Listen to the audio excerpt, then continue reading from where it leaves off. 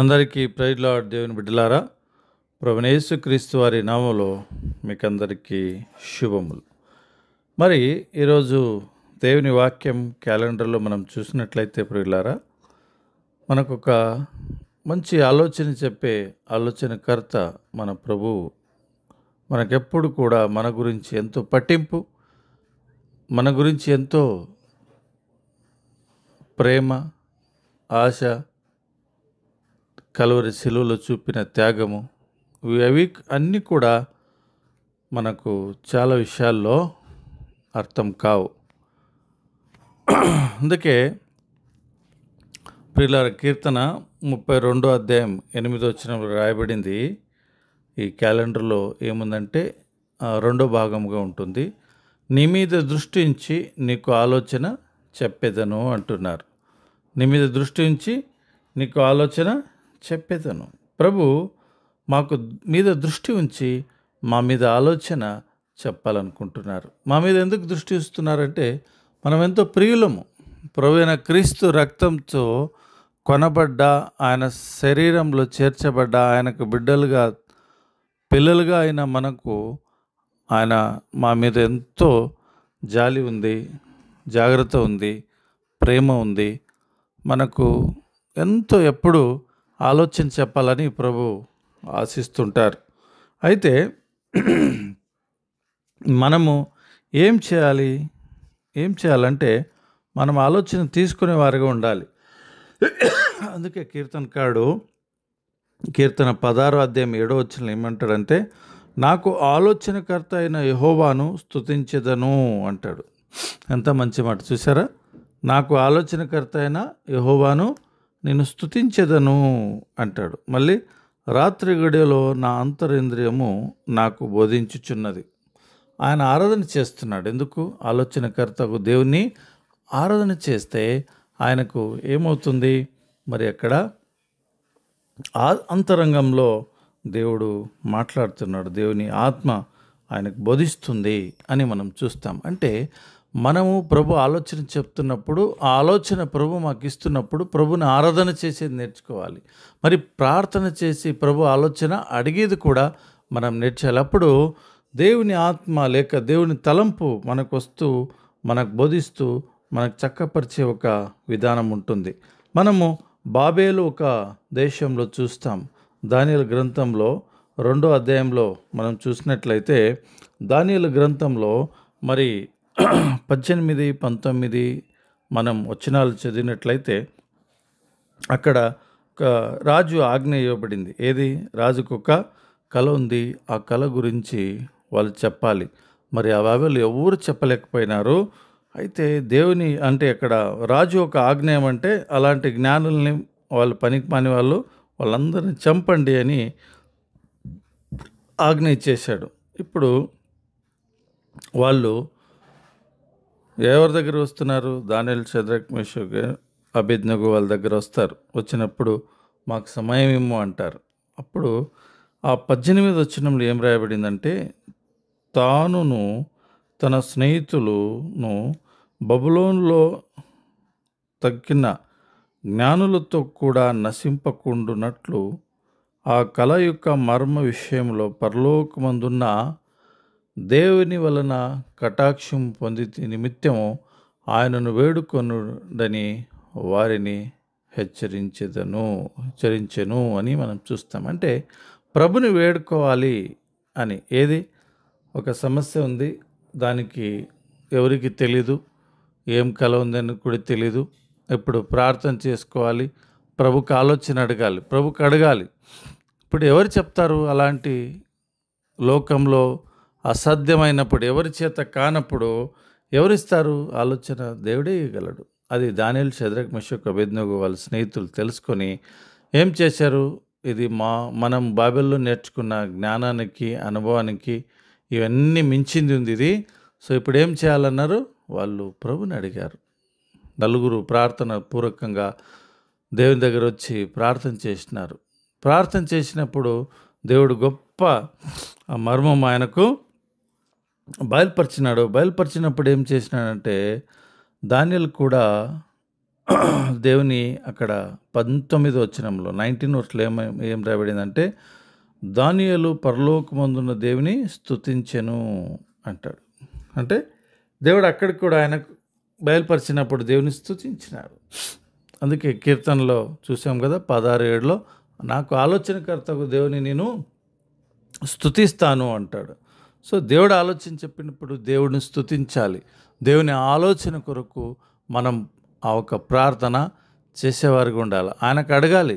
ఆయనకు అడిగితేనే ఆయన ఇస్తాడు. అందుకే అదే దానియేలు 2వ అధ్యాయము 22వ వచనంలో ఏం చెప్తాడంటే, ఆయన మరుగు మాటలను మర్మములను బయలుపరచును, అంధకారంలోని సంగతులు ఆయనకు తెలియను, వెలుగు యొక్క నివాస స్థలమును ఆయన యొద్దనున్నది అంటాడు. చూసారా, మరుగు మాటలు మర్మమును ఆయన బయలుపరుస్తారంట. అంటే మనకు ఏ ఆలోచన కావాలో, ఎలాంటి సలహా కావాలో, ఎలాంటి నడిపింపు కావాలో దేవునికి తెలుసు, చక్కగా తెలుసు.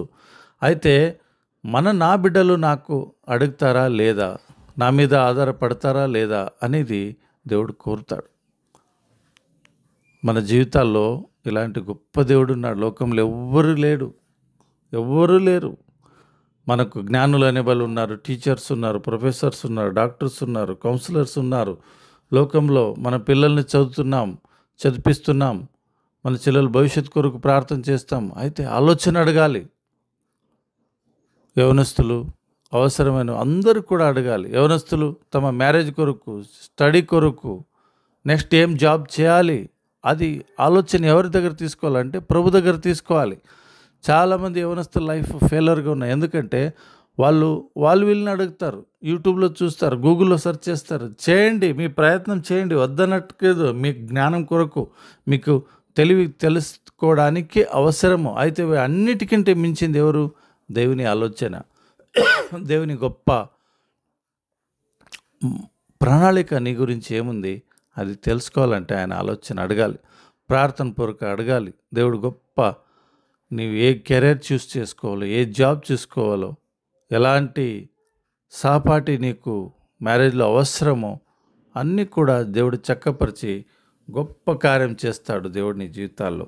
అందుకే దానియేలు అంత జ్ఞాని అయినప్పటికీ, అంత తెలివి ఉన్నప్పటికీ ఆయన ధైర్యం చేయలేదు.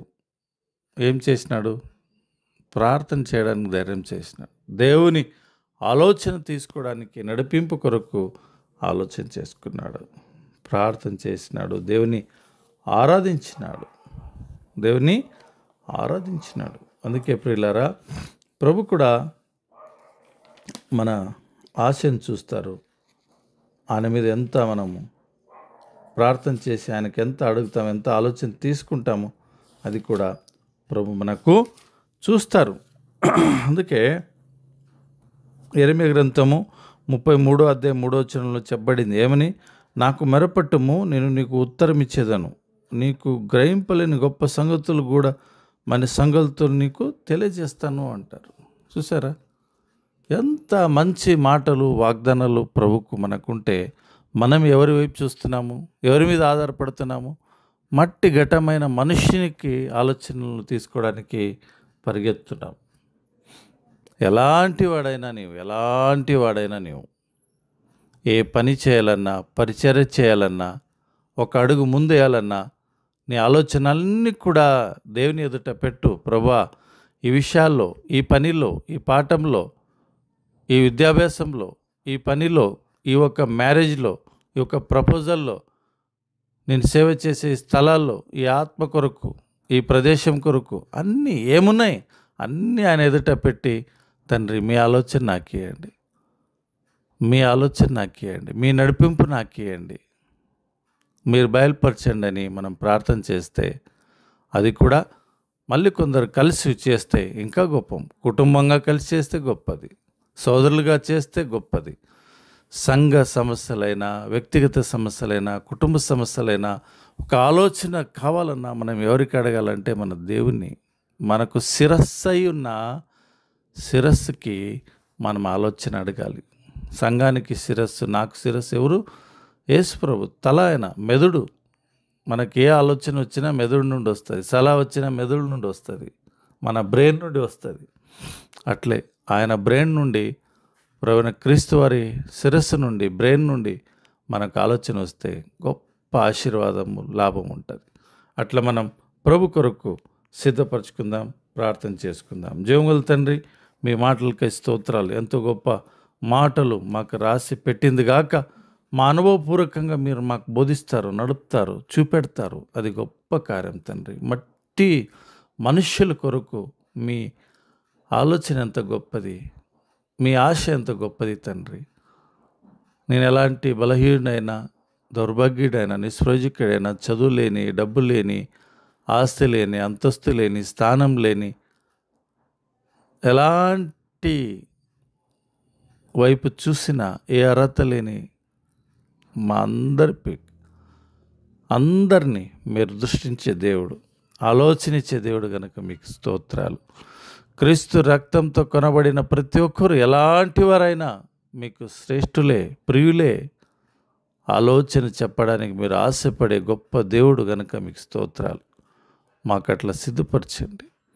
పాపలోకంలో, మాయలోకంలో మమ్మల్ని అన్ని విధాలుగా పాడు చేసి నాశనం చేయడానికి సిద్ధంగా ఉన్నాయి లోకంలో మనం ప్రార్థన పూర్వకంగా మీ ఆలోచన తీసుకొని, మీ సలహాలు తీసుకొని, మీ నడుపుంపు కోరుకొని ముందుకెళ్ళడానికి ఆ ఆత్మ మనస్సు, ఆత్మసాక్షి, ప్రేరేపణ, ఆలోచన ఎప్పుడు మాకు దయచేసి నడిపించండి. ఇంతవరకు ఎవరెవరు ఆలోచన తీసుకోక నష్టపోయినారో ఈ రోజు నుండైనా ఆలోచనతో మీ మీద ఆధారపడి ముందుకెళ్ళడానికి సాయం చేయండి. అనేకులు చదువు కోసము, ఉద్యోగం కోసము, వారి మ్యారేజ్ కోసము, వారి జీవితంలో కుటుంబాల్లో కష్టాలు ఉన్నాయి, నష్టాలు ఉన్నాయి, సమస్యలు ఉన్నాయి. వాటన్ని కొరకు ప్రభువా మీ వైపు చూస్తున్నారు. మీ ఆలోచన తీసుకొని ముందుకు పోవడానికి సాయం చేయండి. ప్రతి ఒక్కరికి అలాంటి ఆలోచన ఇచ్చి, వాక్కుతో మాట్లాడి, ఆత్మతో మాట్లాడి, మనస్సాక్షిలో మాట్లాడి మీరు సిద్ధపరిచి నడిపించమని సమస్త ఘనత మహిమ మీకే చెల్లించుకుంటూ, చేసిన మేలు ఉపకారాన్ని బట్టి స్తుతిస్తూ, మా ప్రభు ప్రియరక్షకుడైన యేసుక్రీస్తు వారి శ్రేష్టమైన పవిత్రమైన నామంలో ప్రార్థించి వేడుకుంటున్నాం తండ్రి. ఆమేన్. Praise the Lord. ప్రియులారా,